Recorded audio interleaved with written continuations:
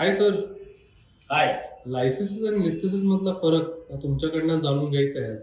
अरे आजकाल chat GPT आणि एआय मध्ये सर्वांनाच माहित असतं लायसिस, स्पॉन्डिलोलायसिस. लायसिस म्हणजे ब्रेक. कुठली पण गोष्ट ब्रेक झाली त्याला लायसिस म्हणतात मेडिकल टर्मिनॉलॉजी मध्ये. आणि जेव्हा मणका त्या ठिकाणी क्रॅक असतो, काही लोकांना जन्मजात असतो, काही लोकांना डेव्हलपमेंट म्हणजे कुठे पडले, मार लागला, त्यामुळे त्या ठिकाणी जे दोन मणक्याचे कनेक्टर्स असतात त्याला आपण ब्रेक झाल्यानंतर जे बॉडीला, व्हर्टिब्रल बॉडीला म्हणजे फ्रंट आणि पाठीच्या ज्या पोस्टीरियर साईडच्या मणक्याला कनेक्ट करणार असतात ते तुटतात आणि त्या ठिकाणी इन्स्टॅबिलिटी क्रिएट होते, त्याला लायसिस म्हणतात. स्पॉन्डिलोलायसिस. स्पोर्ट्समन मध्ये ही इंजुरी खूप सापडते.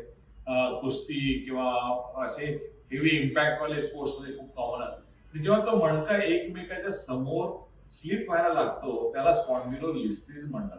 त्या ठिकाणी मज्जारज्जूमधून जाणाऱ्या उपनसा पूल होऊ शकतात आणि त्या पायात त्रास करू शकतात. त्यामुळे स्पॉन्डिलोलिस्थेसिस मध्ये बॅक पेन आणि लेग पेन खूप कॉमन आहे आणि स्पॉन्डिलोलायसिस म्हणजे लायसिस मध्ये फक्त बॅक पेन कॉमन असतं. आणि हे we need to assess it well.